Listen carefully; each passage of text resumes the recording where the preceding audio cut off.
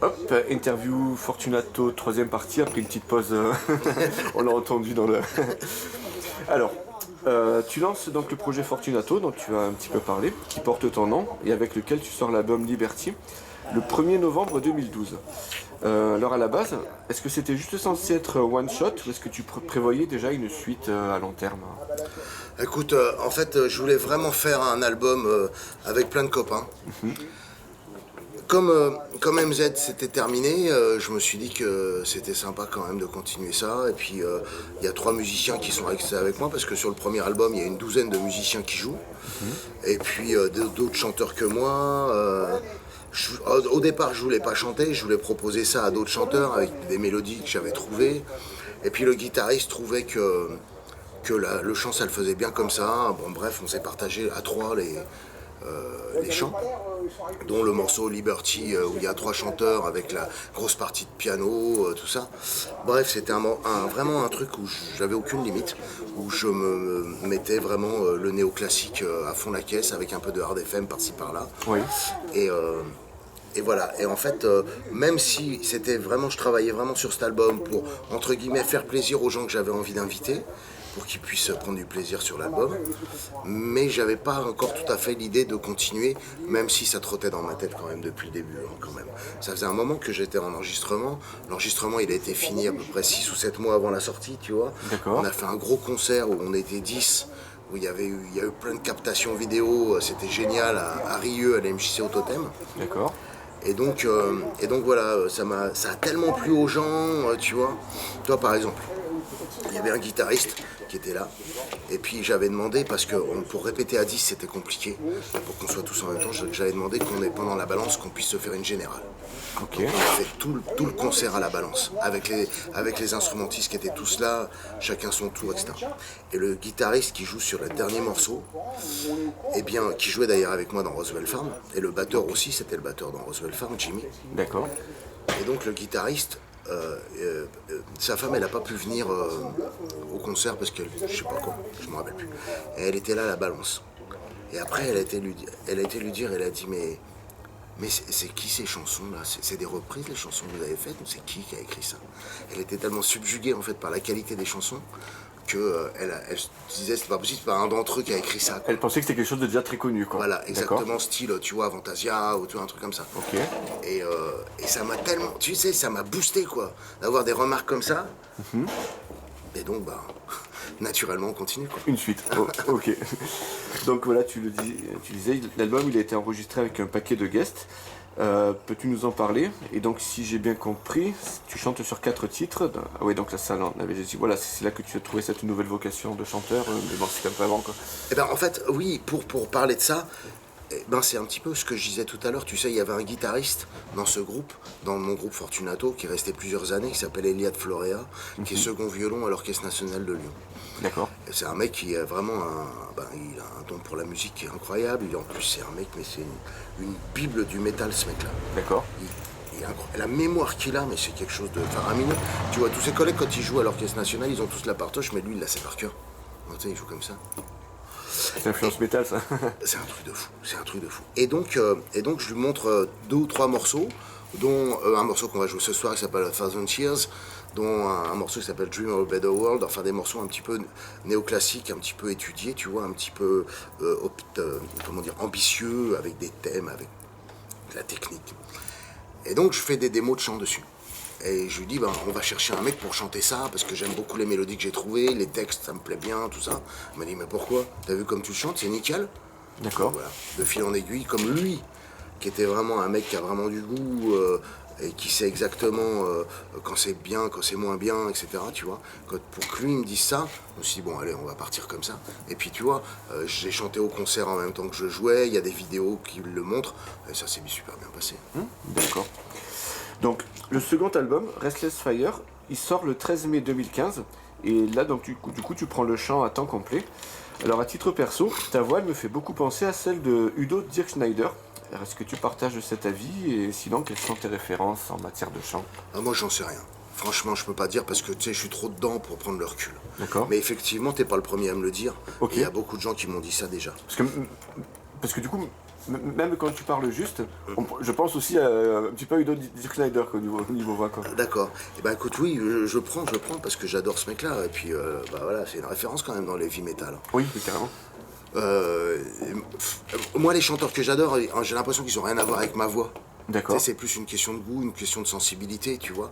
Peut-être au niveau des mélodies, je m'en suis inspiré, mais il y a plein de chanteurs, je suis incapable de chanter comme eux parce qu'ils chantent vachement haut et moi, je suis pas capable de faire ça.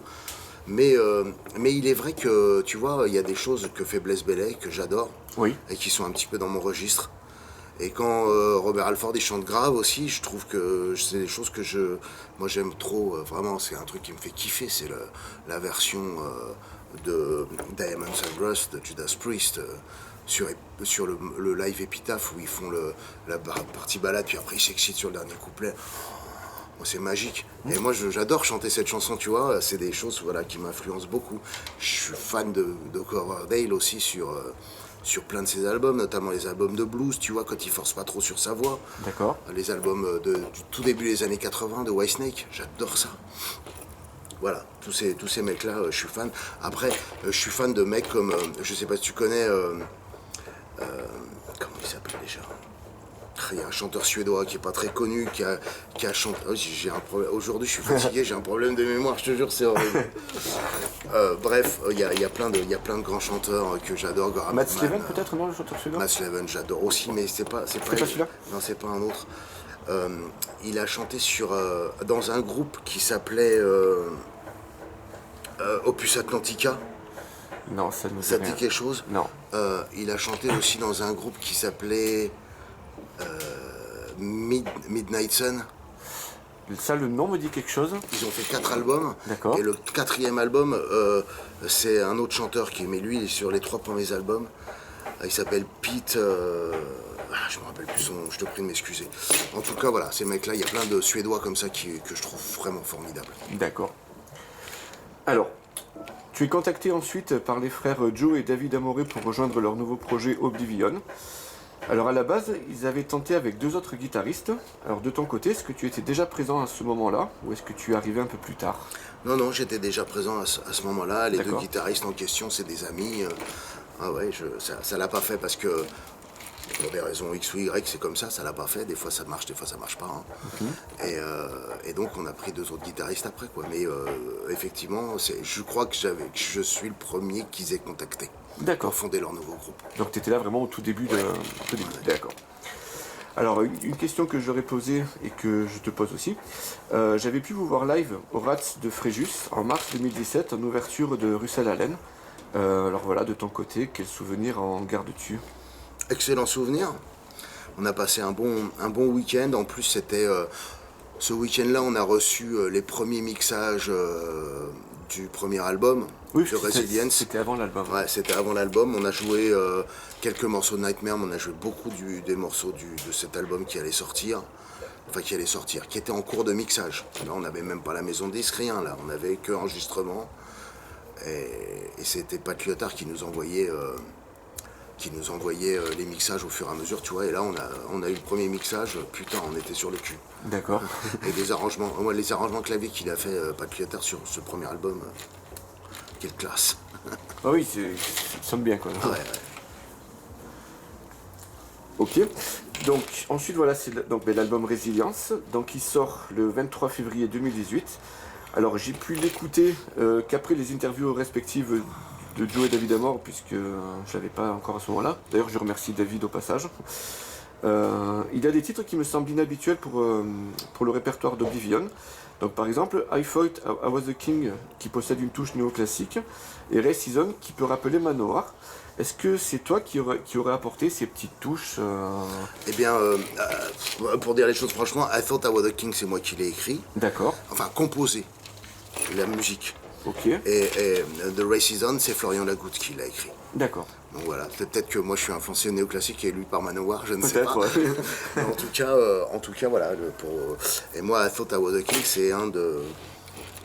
c'est enfin, cette composition, elle me touche parce que j'ai vraiment mis tout mon cœur. C'est un de mes 10 morceaux préférés que j'ai écrit, de tous ceux que j'ai écrits. D'accord. C'est vraiment une super chanson, ça. Et tu la joues encore live occasionnellement? Non. D'accord. Mais l'idée me trotte dans la tête. D'accord, rien n'est perdu. Tellement j'aime cette chanson. D'accord.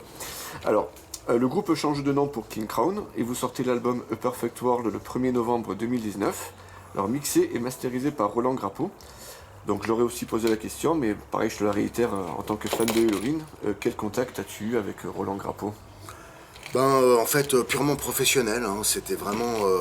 j'avais pas envie de l'emmerder avec mon...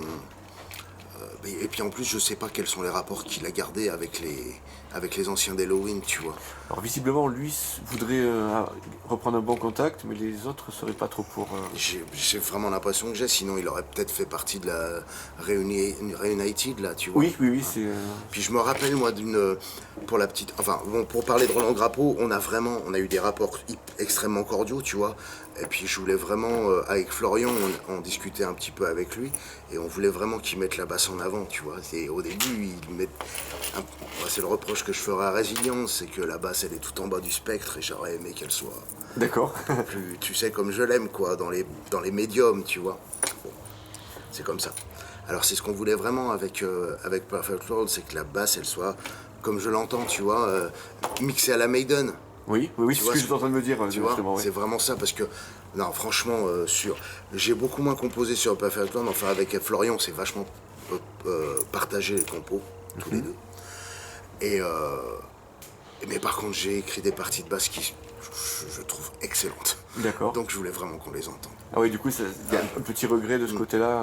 Non, pas vraiment, parce que vraiment là, on l'a poussé. Hein. Il a dit, je peux pas plus fort, je peux pas plus fort. D'accord. Moment, tu vois.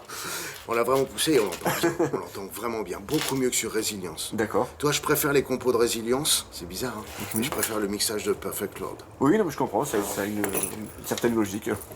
Donc voilà. Et puis donc, pour la petite anecdote, voilà, je reviens à ça. Je me rappelle, avec MZ, on avait été à la Loco à Paris pour une nuit hard rock, tu sais, des remises de récompenses. Les trophées hard rock. Les trophées hard rock, C'est en voilà. 2002-2003, ça, non? Ou peut-être l'année d'après, je sais plus. En tout cas, il y a eu des buffs qui étaient formidables entre les mecs de Manigance et puis les mecs de Pretty Maids. Et puis il y avait donc Marcus Groskopf qui était là. Et puis Helloween a eu une récompense et tout. Puis il y avait Roland Grapeau qui était là et ils étaient en froid, mais grave. D'accord. Et là, Marcus Groskopf, il a demandé à Roland Grapeau de venir et tout. Si Helloween en est là, c'est aussi grâce à toi. Tu sais, il y a eu une espèce... Ils étaient sourds, hein, tous les deux. Mais il y a eu une espèce de petite réconciliation. D'accord. Et puis, c'était rigolo cette soirée, je te jure. Il y avait un open bar, tu vois. Puis, un moment, j'étais à côté de Marcus Groskopf. Il fait à peu près 30 cm de plus que moi, facile. Et je lui dis, avec mon anglais plus qu'approximatif, je m'appelle Marcus et je joue de la basse. Il m'a regardé comme ça. Ça m'a fait planer, je te jure. Il a dû se dire, moi aussi. Bah oui, j'ai fait un peu comme ça, tu vois. D'accord. Ah ouais, sympa. Ok. Donc le guitariste Stéphane Rabilou est poussé vers la sortie. Et ensuite, voilà, le second guitariste Florian Lagoutte et toi-même, vous quittez le groupe. Alors Jo, quand je l'ai interviewé, il ne semblait pas certain des raisons de vos départs. Est-ce que tu pourrais me les expliquer? Écoute, je préfère parler de divergence musicale. Je pense que ça, on va rester... D'accord. Il y a eu des frottements de personnalité, de points de vue. Mais bon, restons... moi, je veux pas... voilà, je veux pas... comment on dit noyer bébé dans le bain, noyer bébé avec l'eau du bain. Oui, Parce que King Crown, je leur souhaite le meilleur possible. Hein. C'est un très bon groupe. Donc voilà, ils ont fait un super bon album après nous, pas de problème, avec plaisir. Mais voilà, on va simplement dire qu'il y a eu des divergences musicales et puis voilà. De toute façon, les choses ne peuvent pas durer éternellement, comme on dit. Hein. D'accord. Donc du coup, tu as un petit peu répondu à la suivante. Voilà, c'était par curiosité. Est-ce que tu as pu écouter Wake Up Call, le dernier album? Ouais, bien sûr que je l'ai écouté, bien sûr. Et il est très bien cet album. C'est super produit, c'est puissant. Enfin, c'est bien dans la lignée de Perfect World, un peu moins, avec des touches un peu moins prog. Il y a quelques touches prog quand même dans Perfect World, tu vois. Mais des touches plutôt speed metal, tu vois, power speed metal. Ouais. Et ça leur va comme un gant, c'est chouette.